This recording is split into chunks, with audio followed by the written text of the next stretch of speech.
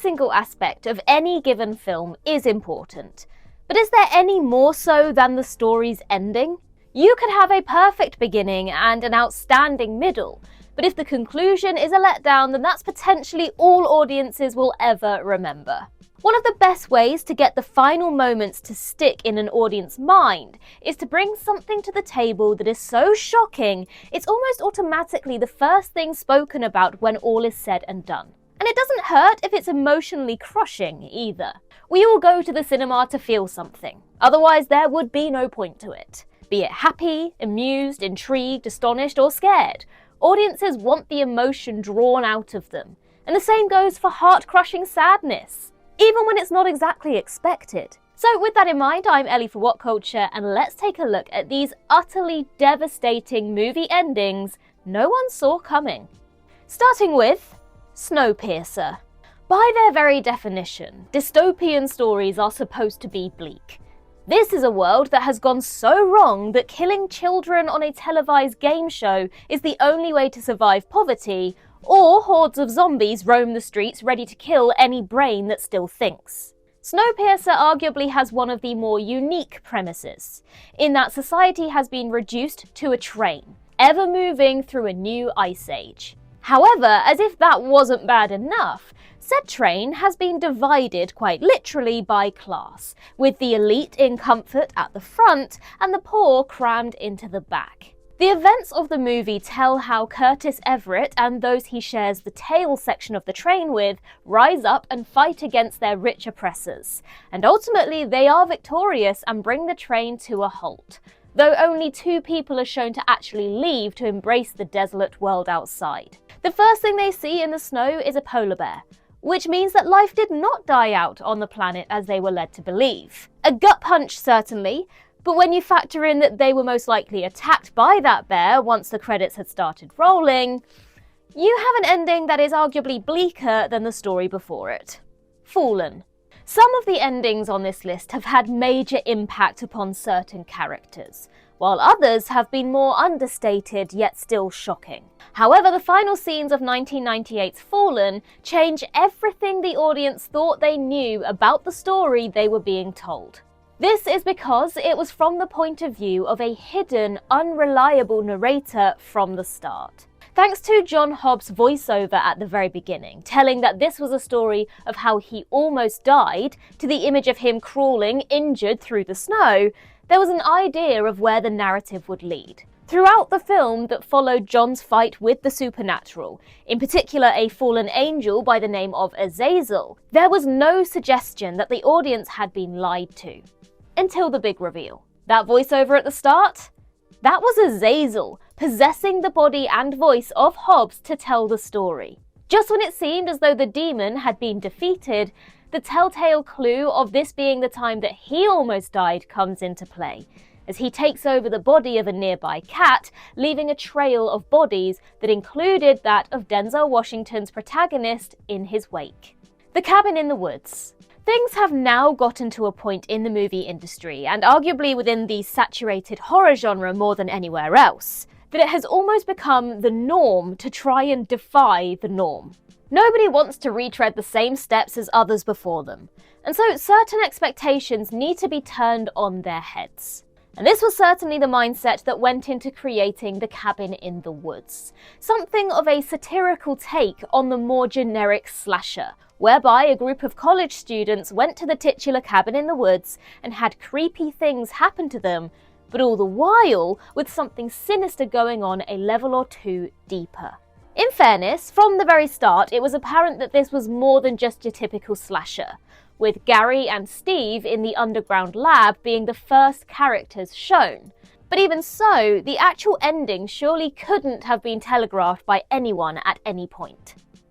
Essentially, the monsters that were being used for such sick games were all ultimately released shortly before a giant hand brought about the literal end of the world because the rules of a specific ritual weren't followed to perfection. Oh, and Sigourney Weaver appeared as the director right at the end, in a bizarrely similar role to her character the Big Guy, played in Paul the very same year.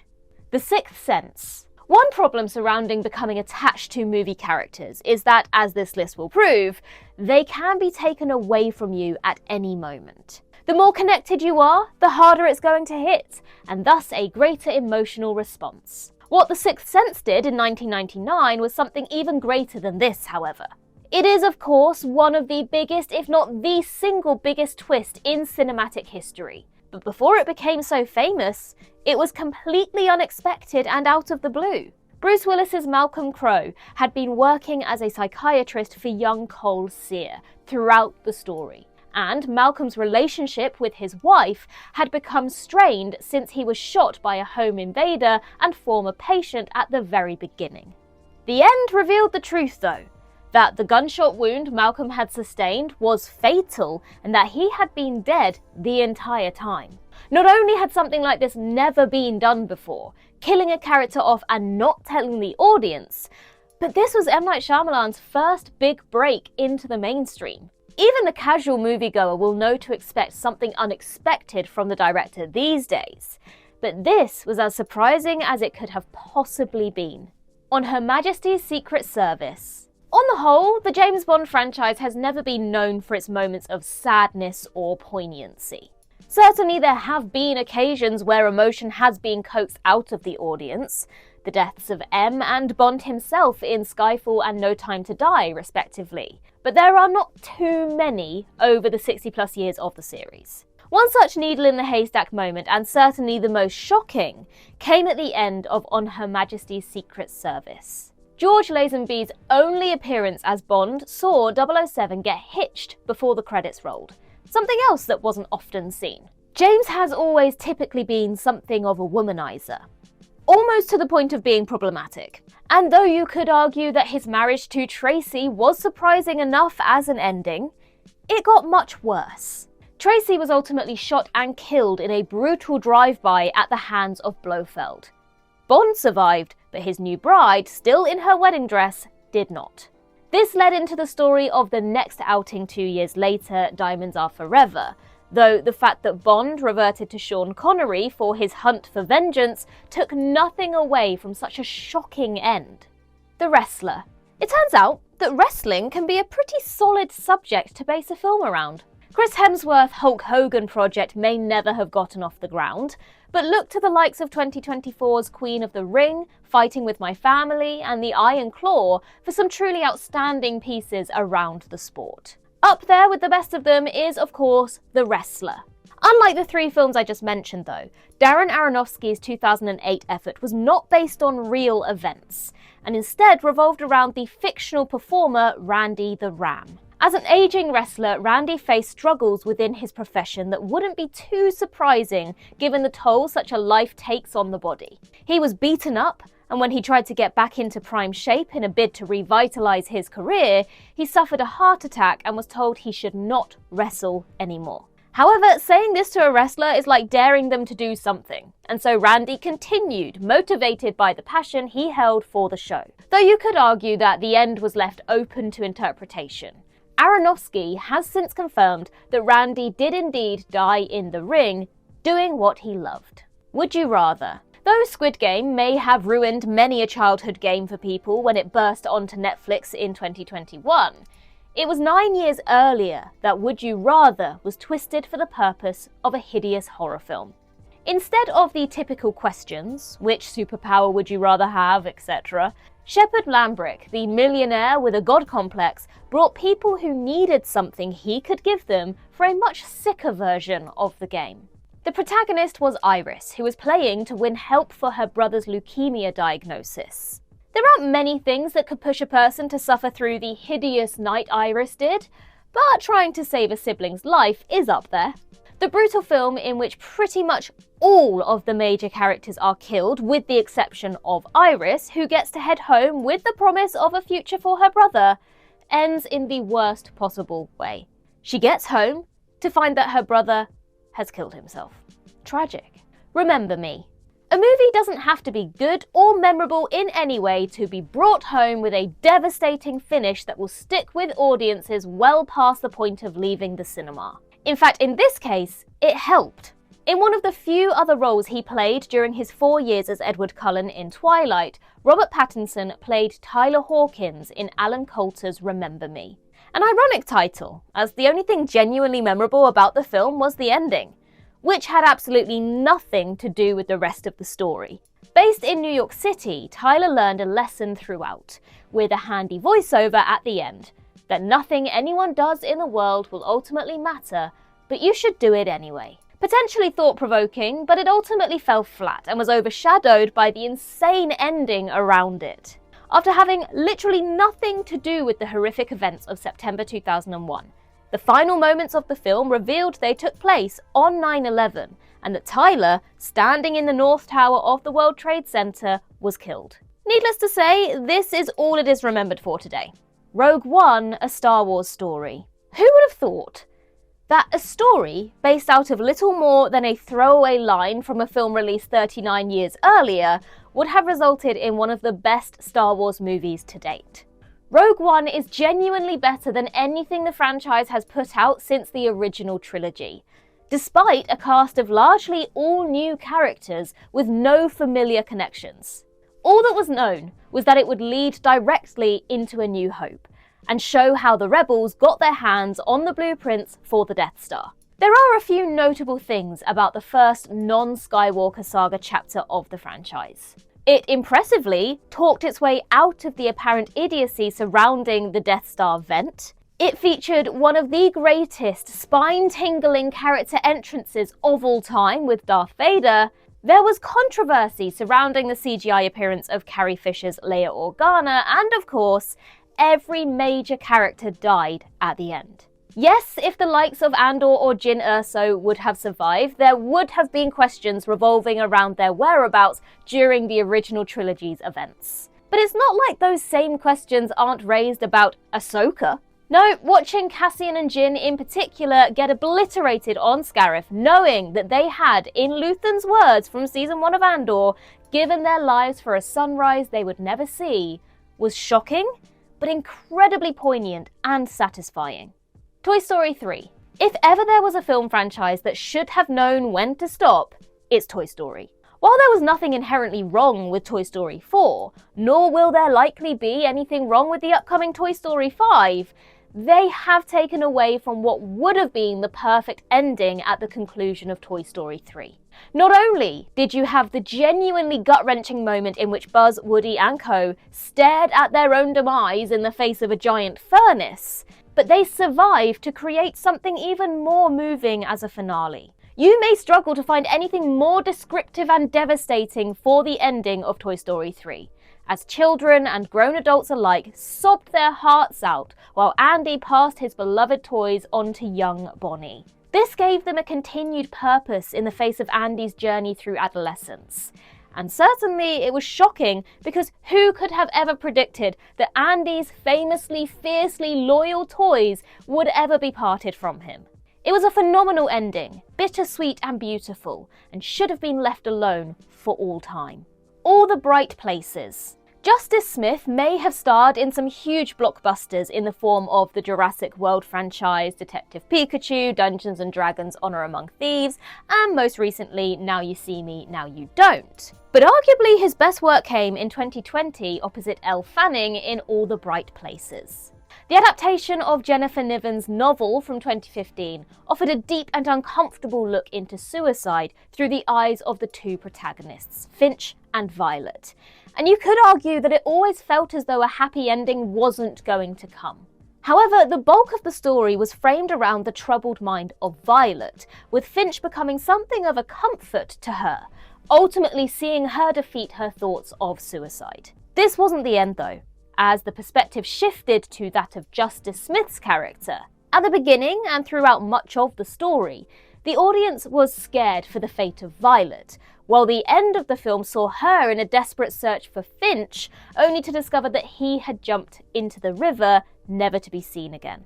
Black Panther: Wakanda Forever. After the tragic and untimely death of Chadwick Boseman in 2020, the Black Panther sequel was always going to be tough to watch. As such, it was ultimately a beautiful and poignant tribute to a man missed both on screen and off. Of course, the opening scene in which Shuri's entire lab is scrambling for a cure for T'Challa's unnamed ailment is harrowing, and it sets the tone of grief and loss throughout the entire story. There is another scene in particular at the very end of the movie that is devastating in another way. The epilogue of sorts follows Shuri out to Nakia's home in Haiti, where it's revealed that she and T'Challa had a son who carried his father's name. The reveal of the young Prince T'Challa was truly heartbreaking. While it was tragic to know that the small child had lost his father, it was uplifting in a way to see that the Black Panther's spirit and name would live on through his son. This was a bittersweet touch at the end of a brilliant, painful film that, almost more than most on this list, left not a dry eye in the house. The Mist. Any novel, game, or comic book film adaptation, or even a remake of an older release, is always going to cause issues in how faithful it stays to the source material. Typically, there will be complaints either that too much was different, or not enough was different. Another level to this entirely is the changing of a story's ending, which in turn can completely alter how it is viewed and taken.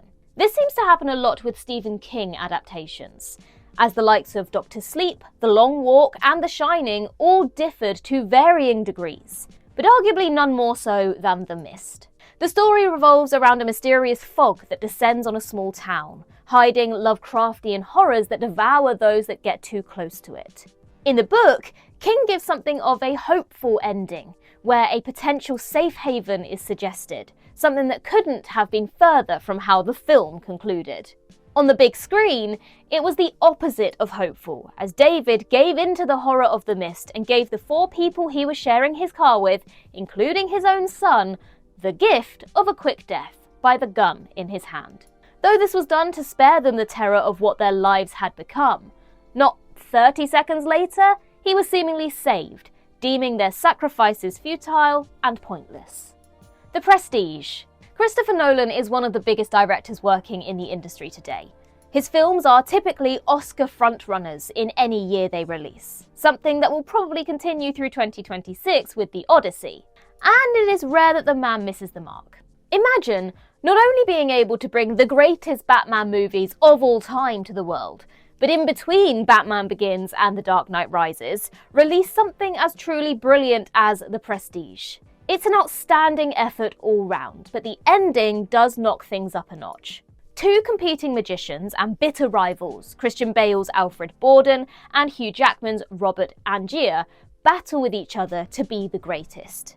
The linchpin of their rivalry is the former's transporting man trick, in which he swapped places with his secret twin, that the latter spent his fortune trying to replicate. Angier ultimately managed to find a means of performing the real transporting man, where, thanks to a machine built by Nikola Tesla, he created and immediately killed an exact copy of himself. He was able to complete the trick and remain on stage for the adoration of the audience, all the while racking up countless identical corpses in the process. Borden may not have cared about it in the end, but anyone watching would have been horrified by the reveal. Avengers: Infinity War. The Marvel Cinematic Universe has dominated the movie industry since 2008. And though things are far from its peak these days, that can never take away from the spectacle that was Avengers: Infinity War. Just about every hero still breathing introduced over the previous decade had some hand in the fight against Thanos. It was one that Earth's mightiest heroes would be on the losing side of, however, as the Mad Titan, arguably the greatest villain in Marvel's big screen history, completed his quest and snapped his fingers with the 6 Infinity Stones to decimate 1/2 of all life in the universe. In fairness, anyone who had read the comics knew that this outcome was likely. Plus, the fact that the film was initially titled Infinity War Part 1 suggested a cliffhanger ending. But anyone who went into the cinema not knowing comic book lore or behind-the-scenes details would have been shocked at the villain's victory. Even those who did expect Thanos to snap his fingers, could they have anticipated which characters would die? T'Challa, Wanda Maximoff, Doctor Strange, Spider-Man, Star-Lord, and the majority of the Guardians all bit the literal dust in a shocking turn that left some of the biggest names in the franchise on the bench for much of Avengers Endgame a year later. The Green Mile. Here we are back with another Stephen King adaptation, as it would seem that the man knows how to create utterly devastating endings that no one saw coming. In this case, it is The Green Mile, and more specifically the fate of John Coffey. The Green Mile is one of the most universally beloved films of all time, and there are no bigger contributors to that response than Michael Clarke Duncan's John Coffey. The gentle giant was truly a beautiful character, and his story was nothing short of heartbreaking. Initially accused of murdering 2 girls whose bodies he had been found cradling while whispering that he was sorry. He didn't kill those girls, he was trying to heal them, and was sorry because he couldn't. Throughout the entire story, as John's gifts were proven almost one by one to the other characters, audiences would be forgiven for thinking that there would be a happy ending where he saw justice. John, however, asked for his death penalty not to be reversed, as he was tired of so much ugliness in the world. A more starkly thought-provoking and bitter ending you will struggle to find. Logan. By the time of 2017, it wouldn't be unfair to say that the X-Men franchise was well past its peak. In fact, leaving it there and not going into a tirade about what the series became is pretty damn generous. However, then came the masterpiece that is Logan. Hugh Jackman had appeared in every single X-Men film up to this point, including cameos in First Class, Apocalypse, and of course Deadpool as a cutout from a magazine. And while he was essentially wheeled out for a painfully gratuitous cameo for the sake of it in Apocalypse, the ending of his own trilogy was highly anticipated. X-Men Origins and The Wolverine were both underwhelming efforts for a character such as Wolverine. But from the first trailer, it was clear that Logan would be different. And as a finale, it was simply outstanding. You may have had an inkling that Wolvie's days were numbered. Hell, that is what the movie was saying the entire time. But for him to die in such circumstances, as a true hero to the kids at Eden and as a father to Laura, in such a heartbreaking way, avenging the gut-wrenching death of Charles Xavier, was truly exceptional. Nothing that happened in the previous 2 solo Wolverine films could have led audiences to believe that there was anything quite like this left in the tank. 7. There are some films that, no matter how brutal, no matter how gory, and no matter how downright tough to watch they have been, can still surprise an audience by going even deeper. David Fincher's 7 was already an incredibly compelling story. Many would argue the acclaimed director's best, while detectives Mills and Somerset were hunting down the killer who took his victims' lives according to the 7 deadly sins. However, when John Doe presented himself to the police station, things kicked up to another gear entirely. This was the endgame of the plan, and it involved a sacrifice. The final 2 sins to go were envy and wrath, for the latter of which John Doe enraged Detective Mills so much that John was killed with a bullet to the head, completing his masterpiece with his own death. And what spurred Mills to this act of cold-blooded murder? Only one of the most famous movie scenes of all time. Even knowing how cruel and cold a killer John Doe was, cutting off the innocent Tracy Mills' head and putting it in a box for her husband to see was way beyond anything else that he had done. And finally, Uncut Gems. From the very opening scene of the film, it was immediately clear that Uncut Gems would be unlike anything else in Adam Sandler's past. This wasn't a goofy comedy. It wasn't even close to the more serious Punch-Drunk Love. This was a truly gritty piece of work that the actor embraced. As Howard Ratner, Sandler played a man spinning way too many plates, with every single one about to fall, and often his solution was to add another plate. He owed a lot of people a lot of money, and his scheming was only working to get himself deeper into the hole. His saving grace came with another of these mad moments when he took $165,000 and put it on a ludicrous NBA bet that would have seen him pull in over $1 million. Problem solved, right? He had the people he owed money to trapped in his store watching the game with him, there to share the moment the Celtics beat the 76ers and his money was guaranteed. However, the classic happy ending for the plucky underdog, this was not. Howard let the men go from in between the 2 locked doors of his shop, and though they had just seen him win over $1 million, more than enough to pay them back, he had a bullet put through his head, seemingly just because the guy didn't like him. This was a jaw-dropping finale to arguably the best Sandler film ever.